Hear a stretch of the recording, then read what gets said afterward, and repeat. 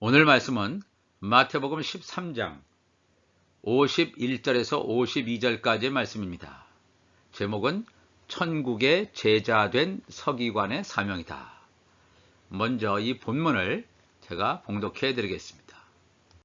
이 모든 것을 깨달았느냐 하시니 대답하되 그러하오이다. 예수께서 이르시되 그러므로 천국의 제자된 서기관마다 마치 새 것과 옛 것을 그 곳간에서 내오는 집주인과 같으니라.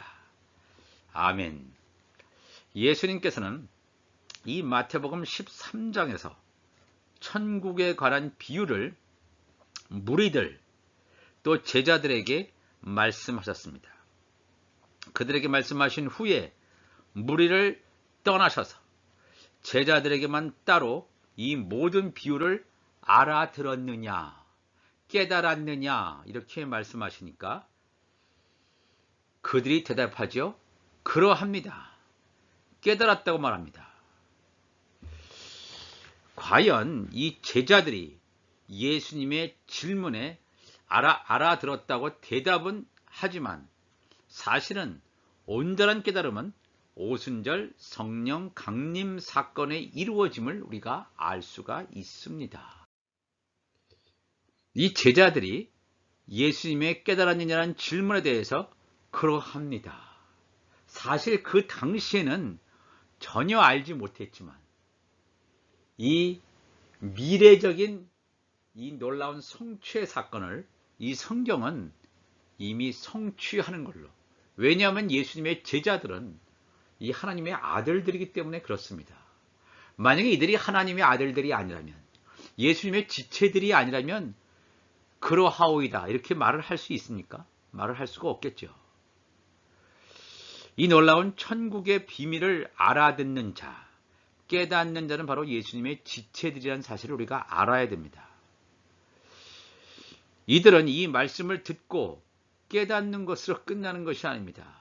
그들에게는 분명한 사명이 있음을 예수님께서는 비유로 그들의 사명을 말씀해 주십니다.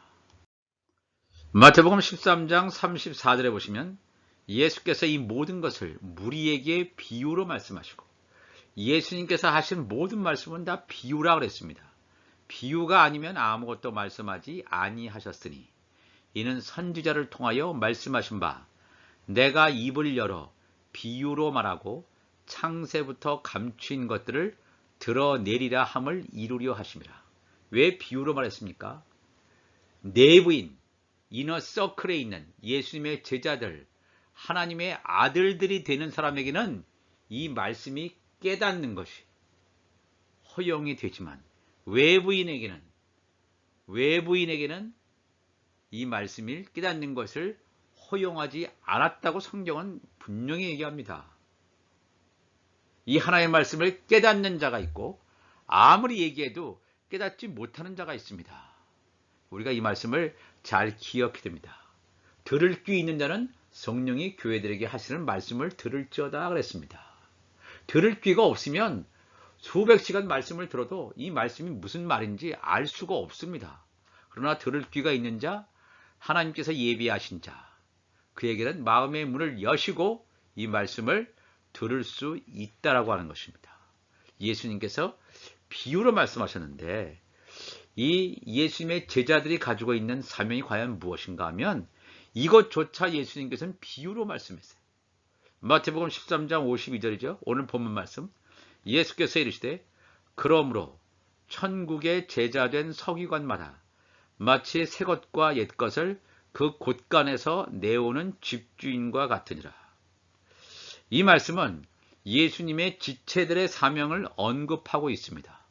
그런데 이 한 절이 과연 이게 무슨 말인지 알아듣기가, 깨닫기가 사실은 매우 어렵게 보입니다. 천국의 제자된 서기관마다 마치 새 것과 옛 것을 그 곳간에서 내오는 집주인과 같다 그랬습니다. 여기서 천국의 제자된 서기관 가운데서 이 서기관이라고 하는 사람은 어떤 일을 하는 사람입니까? 하나님의 말씀을 사본에 옮겨 적는 사람입니다. 성경 필사자지요. 다른 사본을 보고 똑같이 성경을 필사하는 사람입니다. 이건 학자 같은 사람이죠. 이들은 보통 율법 아래에 있는 자들입니다. 그러니까 예수님으로부터 호된 질책을 받는 사람들로 복음서에는 묘사되어집니다. 그런데 여기서 예수님께서 하필 예수님의 호된 질책을 받는 서기관을 그냥 서기관이라고 하지 않고 천국의 제자된 서기관이다, 이렇게 말을 합니다. 이 말은 뭐냐면 이런 율법 아래에 있는 서기관들 가운데서 천국의 제자로 새롭게 거듭나는, 즉 훈련되어진, 디사이플 되어진, 제자로 되어진 자가 있음을 예수님께서 강조하고 있습니다. 이 굉장히 중요한 말씀이죠. 예수님을 만나서 온전한 믿음을 가지기 전에는 모든 사람들이 다 율법 아래에 살고 있었음을 성경은 증거하고 있습니다. 예수님을 믿고 있던 사람이든 믿지 않고 있던 사람이든 유대인이든 이방인이든 관계없이 정말로 예수 그리스도를 온전히 만난 사람, 그 안에 하나님의 성령이 부어지지 않는다면 다 율법 하에 있어요. 그냥 서기관과 같은 율법 아래에 있는 사람이라는 것입니다. 그런데 이와 같은 율법 아래에 있는 서기관 같은 사람이, 그러한 사람들 가운데서 하나님의 아들의 명분으로 세워지는 자들이 있음을 사도 바울은 정확하게 증거하고 있습니다. 갈라디아서 4장 보면 이와 같이 예수님과 같이 예수님도 하나님 나라의 상속권자로서 하나님의 때가 되기 전까지는 종의 신분을 가진 종과 다름이 없는 자가 되었던 그 예수님이 요단강에서 성령세를 받으시고 하나님의 아들로 세워지는 것을 우리가 보게 됩니다. 이와 같이 우리도 어렸을 때, 영적으로 어렸을 때에 이 세상에 초등학문 아래에 있어서 종로로 타있더니, 초등학문 아래라고 하는 거 뭡니까? 세상의 어떤 종교 철학, 이 세상의 지식을 따라서 살아갔던, 율법 아래에 있던 그런 모습, 그런 것 아래에서 종로로 타였더니 때가 참에 하나님이 그 아들을 보내사, 아들 예수를 보내사 여자에게서 나시고 모든 산자의 어민 동정녀 마리아에게서 나게 하시고 율법 아래에 나게 하신 것은 율법 아래에 있는 자들을 예수의 피로 속량했다 그랬습니다. 속량하시고 우리로 아들의 명분을 얻게 하려 하심이라. 아들이 된 자만이, 아들의 영 성령을 받은 자만이 하나님을 향해서 아바, 아버지라고 부를 수 있는 것입니다. 율법 아래에 있는 자, 서기관과 같은 자가 천국의 제자된 서기관으로 아들의 명분으로 세워지게 됨을 성경은 증거하고 있습니다. 이 참 얼마나 놀라운 것인지 모릅니다. 율법 아래에 있던 서기관이 하나님의 아들로 세워지는 순간 그들에게는 놀라운 사명이 주어집니다. 그 곳간에서 새 것과 옛 것을 내오는 집주인과 같은 역할을 하게 될 것임을 예수님께서 말씀하십니다. 천국의 제자된 서기관이 집주인과 같다. 이 집주인이란 하나님 나라의 상속자를 일컫는 말입니다. 먼저 예수님께서는 집주인이시죠. 히브리서 3장 5절 보니까 또한 모세는 장래에 말할 것을 증언하기 위하여 하나님의 온 집에서 종으로서 신실하였다. 이 모세는 하나님의 영적인 신분으로 하나님의 자녀의 신분이 아닙니다. 종입니다. 제사장 나라 백성 가운데 종의 신분입니다. 그러나 그리스도는 하나님의 집을 맡은 아들로서 그와 같이 하셨으니 우리가 소망의 확신과 자랑을 끝까지 굳게 잡고 있으면 우리는 그의 집이라 그랬습니다. 놀라운 사실은 예수님과 제자들은 엄청난 영적 차이가 있죠. 지금 제자들에게는 아직 성령도 임해 있지 않은 상태입니다. 영적으로 예수님과 제자들은 엄청난 차이가 있음에도 불구하고 너희들이 앞으로 하나님 나라의 상속자가 될 것임을 분명히 말씀하고 있습니다. 천국의 제자된 서기관은 집주인과 같다. 내가 하나님 나라의 상속자인 것처럼 너희들도 하나님 나라의 상속자라, 이 말씀을 하고 계십니다. 사도 바울은 이것을 정확하게 알고 이렇게 증거합니다. 로마서 8장 17절에 자녀이면 또한 상속자, 곧 하나님의 상속자요 그리스도와 함께한 상속자니 우리가 그와 함께 영광을 받기 위하여 고난도 함께 받아야 할 것이니라. 자녀라면, 만약 하나님의 아들들이라면, 예수님의 지체라면, 예수님의 거룩한 신부라면 상속자라는 거예요. 하나님의 상속자요 예수 그리스도와 함께한 상속자라고 사도 바울은 분명히 증거해 주고 있습니다. 하나님 나라의 상속권자라는 놀라운 특권을 가진 예수님의 제자들에게는 어떠한 사명이 주어졌느냐 하면 오늘 말씀처럼 곳간에서 새 것과 옛 것을 내우는 집주인에 비유하고 있습니다. 새 것과 옛 것을 내온다. 새 것과 옛 것이라는 말은 참으로 막연한 표현처럼 들립니다. 뭐 새로운 언약, 뭐 옛 언약, 뭐 이렇게 구체적으로 말을 했으면 더욱더 정확하게 아는데 그냥 예수님께서 새 것, 옛 것 이렇게 말씀했습니다. 이것이 구약을 말하는 건지 신약을 말하는 건지 도무지 알기가 어려운 말씀을 예수님께서는 제자들에게 말씀하십니다. 사실 이 말씀 성경 구절에 하나하나 다 비유적인 표현이고 이것이 성령의 역사가 아니면 우리가 도저히 이 말씀을 깨달을 수가 없습니다. 천국에 제대된 서기관, 즉 예수님의 지체들이 해야 될 사명이란 업으로서, 그들은 어부죠. 업으로서 그물이란 천국 복음을 통해서 물고기라는 종들을 구원하는 사명이 있음을 우리가 알 수 있습니다. 하나님의 아들들의 사명은 뭡니까? 이 물고기라는 종들을 온전히 하나님께 바치는, 드리는 화목직책의 사명이 있음을 우리가 알 수가 있습니다. 새 것과 옛 것이라고 하는 것은 신약 시대의 유대인과 이방인 가운데 하나님의 종들, 또 구약 시대의 유대인과 이방인 가운데 하나님의 종들을 가리킵니다. 그냥 막연하게 새 것과 옛 것, 새 것이라고 하는 것은 신약 시대의 하나님의 종들이구나. 옛 것이라고 하는 건 구약 시대의 유대인과 이방인 가운데 하나님의 종들이구나 하는 것을 알 수가 있습니다. 예수님이 오시기 전에 율법 시대에 거두어지는 하나님의 종들, 또 예수님이 오시고 나서 복음 시대에 있는 하나님의 종들이 다름을 성경은 증거하고 있습니다. 요한계시록 14장 1절 보니까 또 내가 보니 보라 어린 양이 시온산에 섰고 그와 함께 14만 4천이 서 있는데 그들의 이마에는 어린 양의 이름과 그 아버지의 이름을 쓴 것이 있더라. 예수님의 지상 재림한 이후에 하나님의 종들을 보여주고 있습니다. 구약 시대의 하나님의 종들, 신약 시대의 하나님의 종들을 보여줍니다. 율법 시대든 복음 시대든 하나님의 종들의 이마에는 하나님의 소유권을 표시한 인이 찍혀 있음을 알 수가 있습니다. 신약 시대에 있는 하나님의 종들은 예수가 우리 죄를 사해 주시고, 예수를 믿으면 우리의 죄를 사해 주시고 구원해 주시는 구원주로 믿는 자들, 예수를 우리가 구원주로 믿지 않습니까? 우리의 죄를 다 깨끗이 사해 주시고 우리를 구원해 주시는 구원주로 믿는 자들, 여기까지만 믿는 자들이 바로 신약 시대의 하나님의 종들입니다.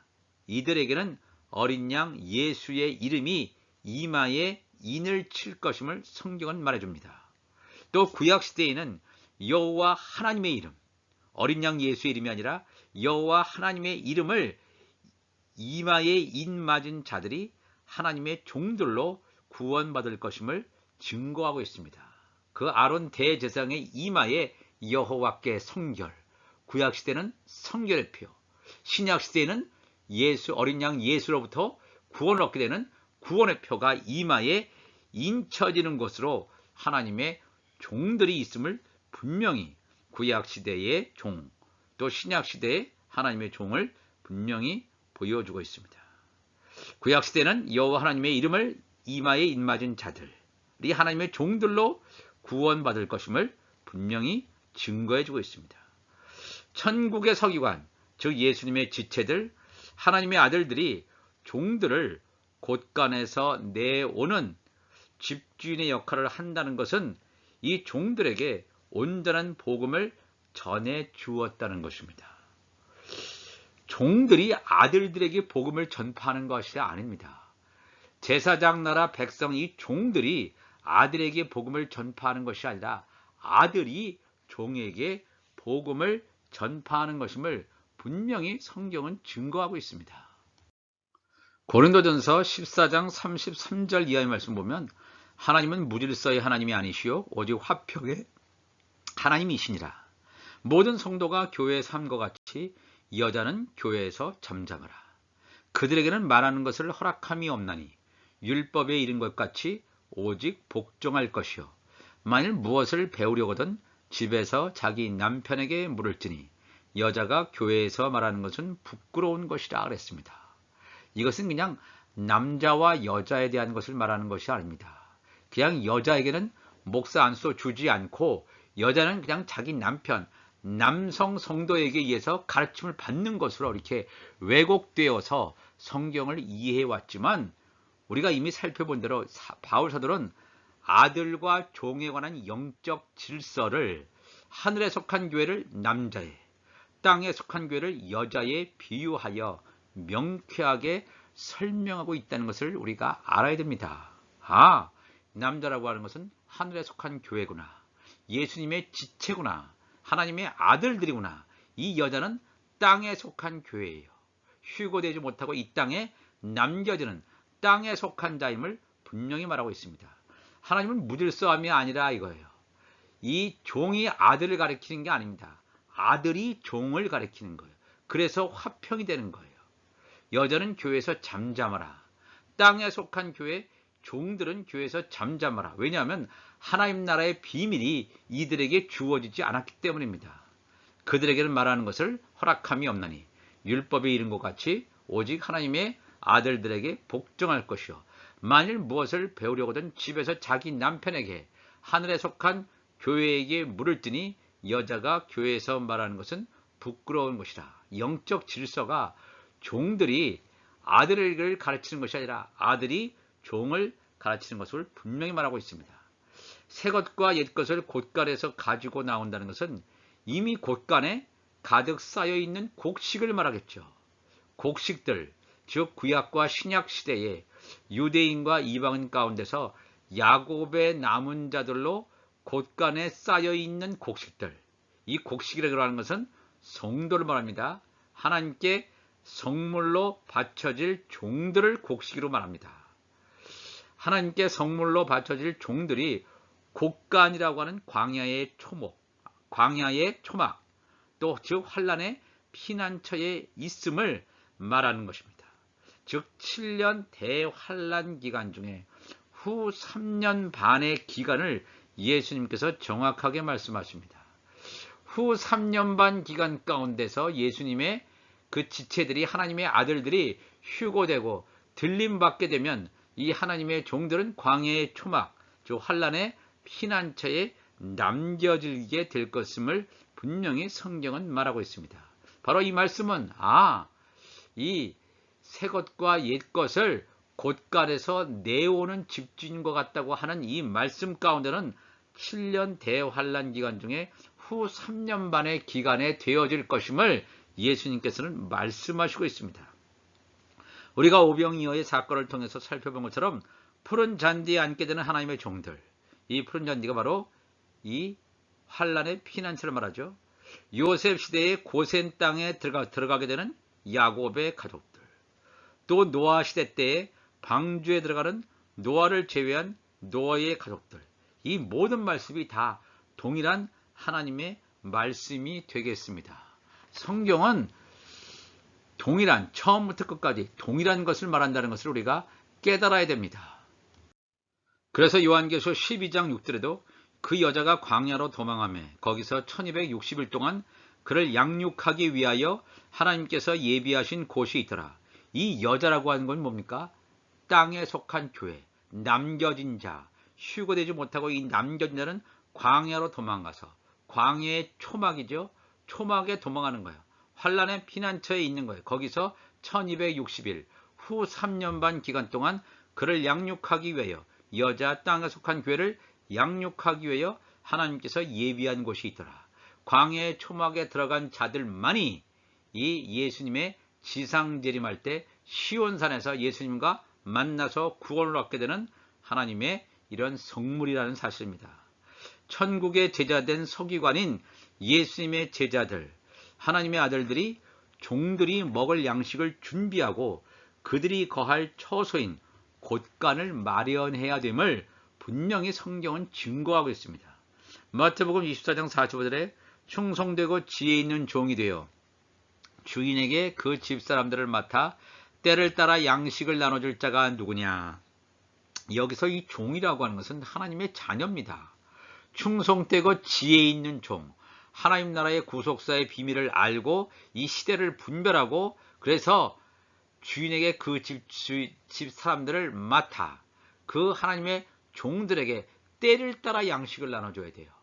200년 전에 전해질 말씀, 또 2000년 전에 전해질 말씀, 이 시대에 예수님이 오시기 임박한 시대에 전해질 말씀은 양식이 달았습니다. 때를 따라 양식을 나눠줄 자가 누구냐? 천국의 제자된 서기관과 같은 하나님의 자녀들을 부르신다는 것을 우리가 알아야 됩니다. 그래서 고린도후서 5장 17절에 보면 그런즉 누구든지 그리스도 안에 있으면 새로운 피조물이라. 이전 것은 지나갔으니 보라 새 것이 되어도다. 새로운 피조물, 이 하나님의 자녀들은 뭐예요?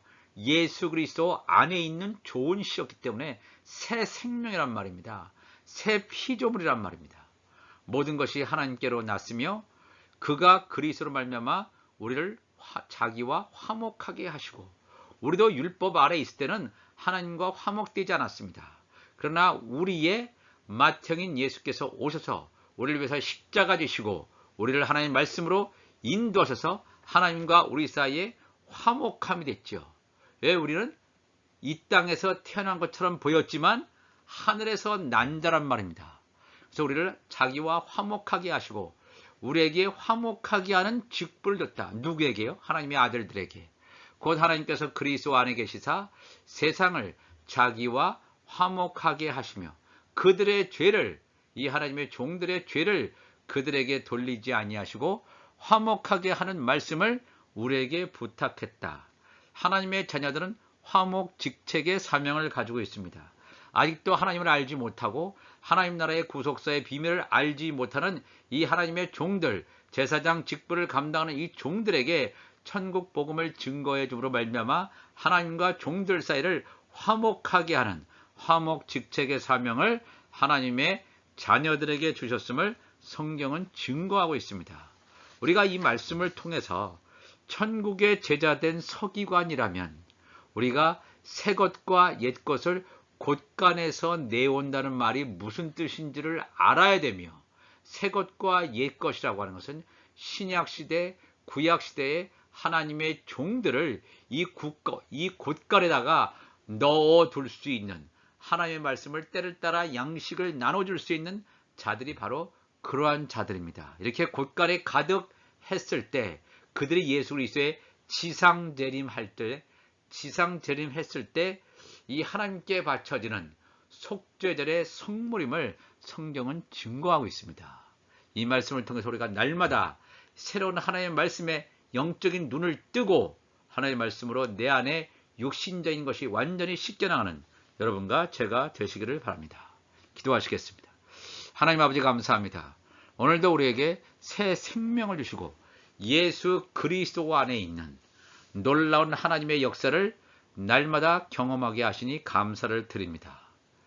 우리가 하나님의 자녀라면, 예수님의 지체라면, 예수님의 거룩한 신부라면 우리가 새 것과 옛 것을 이 곳간에 온전히 쌓아줄 수 있도록 때를 따라 양식을 나눠주는 자 되게 도와주시고 이 곳간에 곡식으로 하나님께 바쳐질 속죄절의 성물로 가득 채워서 하나님께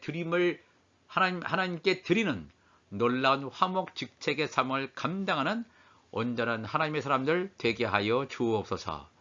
감사하며 예수님의 이름으로 기도합니다. 아멘.